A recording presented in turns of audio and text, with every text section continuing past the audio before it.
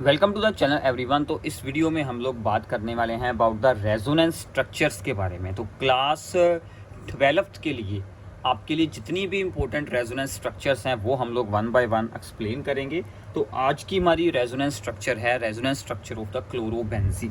तो क्लोरोबेंजीन की resonance structure काफ़ी इंपॉर्टेंट मानी जाती है।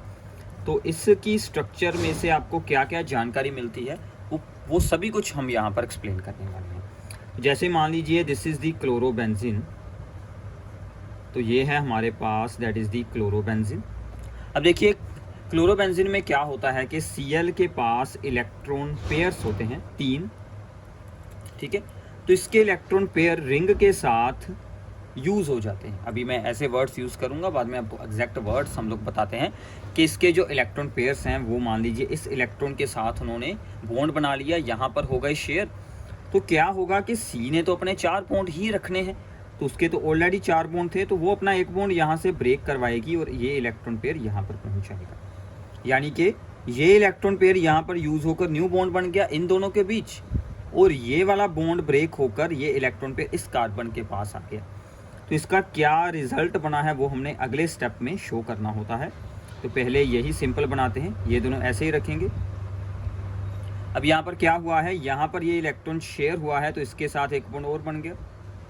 Cl ने इलेक्ट्रॉन शेयर किए हैं, तो उस पर क्या चार्ज आ जाएगा, दैट इज़ दी पॉजिटिव। तो उसके इलेक्ट्रॉन पेयर्स ऐसे ही 2 रह जाएंगे, एक तो शेयर हो गया। और यहाँ पर चार्ज बना था, यहाँ पर इलेक्ट्रॉन पेयर ये वाला बॉन्ड ब्रेक होकर इलेक्ट्रॉन पेयर इस कार्बन के पास आ गया था ऑर्थो वाले पर, तो यहाँ पर आ जाएगा 2 इलेक्ट्रॉन और साथ में चार्ज। इतना पता चल गया। अभी सबसे पहला पॉइंट ही मोस्ट इंपॉर्टेंट होता है।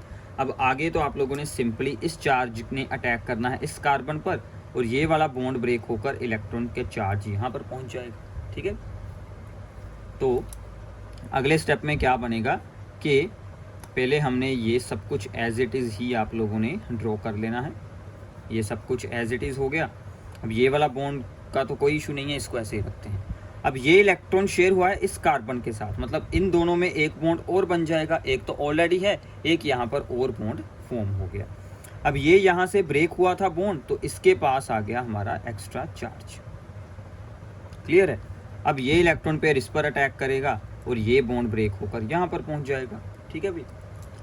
तो आगे की आगे आप लोगों ने सिमिलर स्टेप्स ही सोल्व करने हैं। एक स्टेप की अंडरस्टैंडिंग हो गई तो बिल्कुल ईजी हो जाएगा, ठीक है। बाकी सब कुछ एज इट इज़ बनाएं। जिस बॉन्ड पर कोई एरो है नहीं उसको एज इट इज़ बना ले, यानी कि इस बॉन्ड को एज इट इज़ बना ले। तो ये इलेक्ट्रॉन इसके साथ शेयर हुआ, तो इन दोनों के बीच एक न्यू बॉन्ड बन जाएगा। और ये इलेक्ट्रॉन पेयर जो ये बॉन्ड ब्रेक होकर इलेक्ट्रॉन पेयर यहाँ पर आ गया था, तो ये बॉन्ड ब्रेक हो गया, तो यहाँ पर पहुँच गया हमारा चार्ज, ठीक है भाई। अब हमारा आखिरी स्टेप है दैट इज़ दी। अब ये इलेक्ट्रॉन पेयर फिर से इस सी पर अटैक करेगा और यहाँ से एक बॉन्ड ब्रेक होकर इलेक्ट्रॉन पेयर वापस Cl के पास पहुँच जाएगा। तो यानी कि क्या बन जाएगा, यहाँ पर ये बॉन्ड एज इट इज़ रहेगा, इस पर भी कोई भी एरो नहीं है, ये भी एज इट इज़ रहेगा। यहाँ से एक बॉन्ड ब्रेक हुआ है तो एक बॉन्ड यहाँ पर रह जाएगा। तो Cl के पास इलेक्ट्रॉन पेयर आ गया है, तो उसका चार्ज यहाँ से हट जाएगा और उसके 3 इलेक्ट्रॉन पेयर फिर से हो गए कंप्लीट। अब ये इलेक्ट्रॉन पेयर ये एटम से यहाँ पर शेयर हुआ है, इन दोनों के बीच एक बॉन्ड और बन जाएगा, तो ये हमारी रेजोनेंस स्ट्रक्चर बन जाएगी, ठीक है। तो ऐसे हम लोग क्लोरोबेंजीन की 5 रेजोनेंस स्ट्रक्चर्स बनाते हैं। अब इनको बनाने का क्या फ़ायदा है, क्या हमें इनसे जानकारी मिलती है, वो सबसे इम्पोर्टेंट बात है। अब देखिए सबसे पहले electron pairs of the halogen atom are in conjugation with pi electrons of the ring. इसका क्या मतलब है कि electron pairs of halogen atom are in conjugation with pi electrons of ring. It means that कि जो electron pair halogen के ऊपर हैं ये वाले, वो रिंग के पाई इलेक्ट्रॉन्स के साथ रेजोनेंस में है, मतलब वो सभी आपस में शेयर हुए हैं, ठीक है ना। आर इन दी कंजुगेशन, तो यहाँ पर कंजुगेशन का मतलब यही है कि ये इलेक्ट्रॉन यहाँ पर शेयर हो सकते हैं, मतलब यहाँ पर भी 2 बॉन्ड बन सकते हैं, यहाँ पर एक बॉन्ड भी हो सकता है, 2 भी हो सकते हैं, तो ऐसे इन सभी स्ट्रक्चर्स का एक रेजोनेंस हाइब्रिड जो होता है वो बेंजीन की एक्चुअल स्ट्रक्चर होती है। इन सभी स्ट्रक्चर्स को जोड़कर जो हमें स्ट्रक्चर मिलती है, ठीक है। तो आप लोग सिंपली याद रख सकते हैं कि यहाँ पर कंजुगेशन का मतलब होता है कि वो इलेक्ट्रॉन्स आपस में मतलब आपस में इंटरचेंज होते रहते हैं, ठीक है। वैसे एक्चुअल में ऐसा बिल्कुल नहीं होगा। एक्चुअल में क्या केस है कि ये सभी स्ट्रक्चर्स क्लोरोबेंजीन की प्रॉपर्टीज़ को रिप्रेजेंट करती हैं। एक्चुअल स्ट्रक्चर इन सभी का रेजोनेंस हाइब्रिड है, ठीक है। मतलब रेजोनेंस स्ट्रक्चर्स में जो हैलोजन एटम के इलेक्ट्रॉन पेयर हैं वो भी पार्ट लेते हैं, इसका मतलब ये है, ठीक है। अभी सेकंड हमें इससे क्या जानकारी मिली कि there is a partial double bond character between the carbon and halogen bond. अब देखो इन दोनों स्ट्रक्चर में carbon halogen bond is the single और बीच वाली 3 स्ट्रक्चर्स में carbon halogen bond is the double bond. So therefore there is partial double bond character in CCl bond, ठीक है, carbon halogen bond. So therefore ये bond strong हो जाता है, इसको ब्रेक करना डिफिकल्ट होता है। देयरफॉर जो हेलो अरीन्स हैं या फिर हेलो अल्केन्स, यहाँ पर जो हमारा क्लोरोबेंजीन है, is haloarenes are less reactive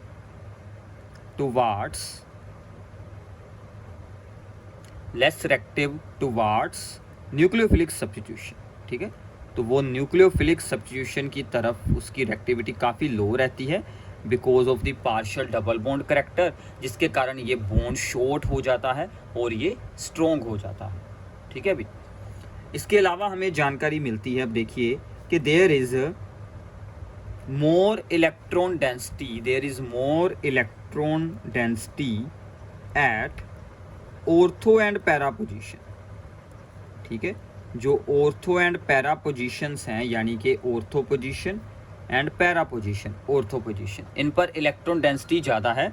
so therefore electrophilic जो सब्स्टिट्यूशन होगी, therefore electrophilic substitution ortho para position पर ही होगी, ठीक है, एट ऑर्थो पैरा पोजीशन। जब कोई इलेक्ट्रोफाइल आएगा जैसे कि NO2 या फिर कोई दूसरा हेलोजन एटम, ठीक है, वो सभी ऑर्थो पैरा पोजीशंस पर ही आकर अटैच होंगे।